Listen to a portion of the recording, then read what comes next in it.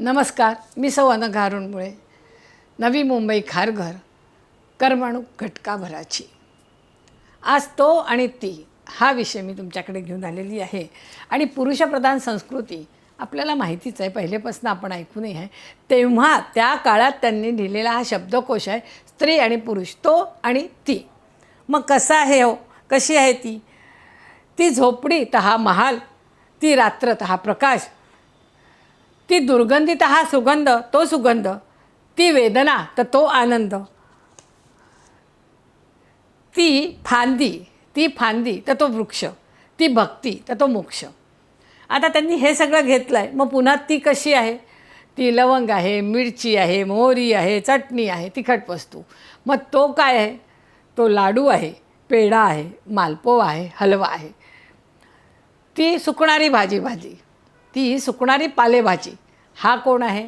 तर टिकणारा कांदा, बटाटा. असं त्यांनी पुष्कळ गोष्टीत केलं आहे की ती चक्की आहे, ती काय नुसती चक्की आहे. हा काय आहे? तर हा मिक्सर आहे, ती चूल आहे, तर हा गिझर आहे. ती पी वाजणारी बाजाची पेटी आहे, तर हा रेडिओ आहे, टी व्ही आहे, फ्रीज आहे, बरंच काही आहे. पण एकदा असं हे वाटायला लागलं की तो त्याला सगळं, पण कोशालाच वाटलं, पुरुषांना लिहिणाऱ्यांनाच वाटलं की आपण वेगळं काहीतरी, पुन्हा स्त्रीचाही सन्मान केला पाहिजे, मान दिला पाहिजे, आनंद दिला पाहिजे, तिचा उत्साह वाढवला पाहिजे. मग त्यांनी कसं लिहिलं?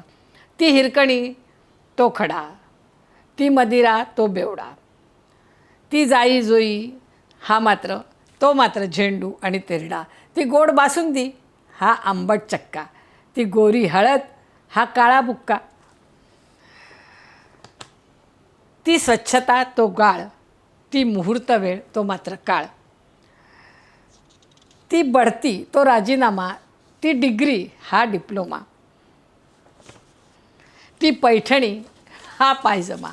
असं पुष्कळ पुन्हा त्याच्यात आलं. आणि पुन्हा लक्षात आलं की नाही, हे दोन्ही तुम्ही नीट वाचल्यानंतर कळतं की हे दोघांशिवाय होऊ शकत नाही. पुष्कळ याच्यावर बोलण्यासारखं आहे, कधीतरी बोलीनही मी. मग त्यांनी पुन्हा कसं हे केलं?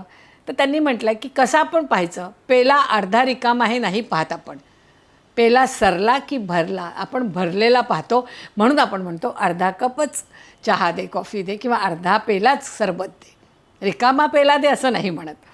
त्याच्यामुळे त्यांनी पुन्हा लिहिलं.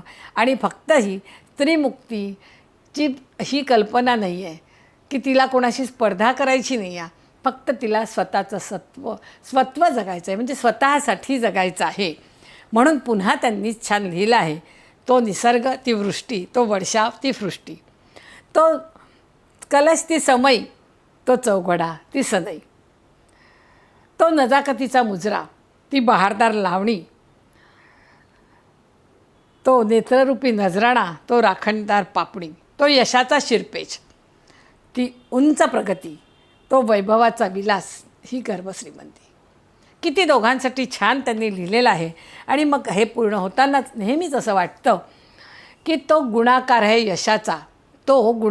यशाचा, ती सुखाच्या क्षणांची बेरीज, दोघंही अधुरे अपूर्ण आहेत, एकमेकांखेरीज. धन्यवाद.